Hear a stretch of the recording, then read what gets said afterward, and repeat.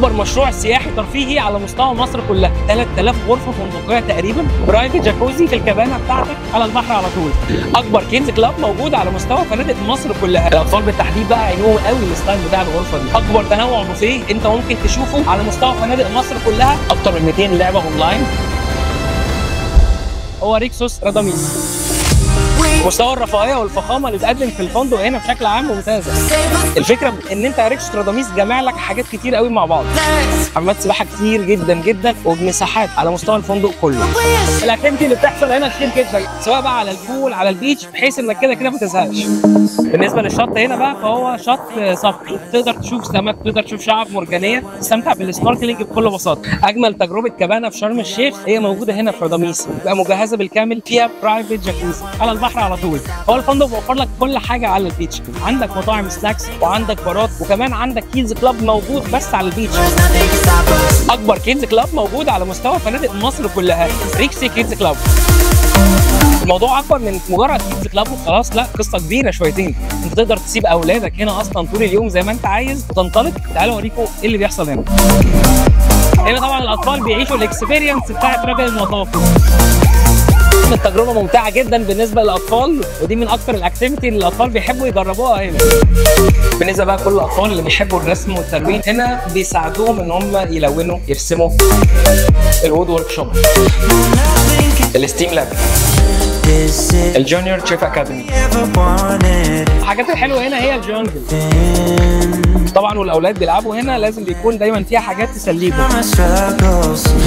الاكتنج اكاديمي، البيوتي سالون طبعا عشان الاكسبيرينس تكمل. وبالنسبه للاطفال هم عاملين لهم مطعم كبير جوه ريكسي. الغرف بتاعت تيرانا بشكل عام هي اكتر غرف الاطفال هيحبوها. الديلكس سويت هنا في تيرانا هو اكبر سويت موجود في الفندق بشكل عام، المساحه بتاعته تقريبا 90 متر. السويت بيجي عباره عن غرفتين نوم وفي 3 حمامات، فانتوا لو عيله كبيره وبتدوروا على حاجه يسمح الكباستي بتاعته ان انتوا كلكم تكونوا موجودين هنا، الديلكس سويت هي من الاختيارات الممتازه جدا ليكم.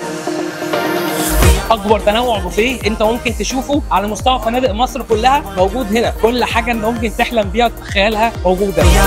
نظام الاقامه هنا في ريكسوس هو الترا اول انكلوسيف. احنا عندنا في الفندق 11 مطعم، 11 مطعم تقدر تختار بينهم زي ما انت عايز.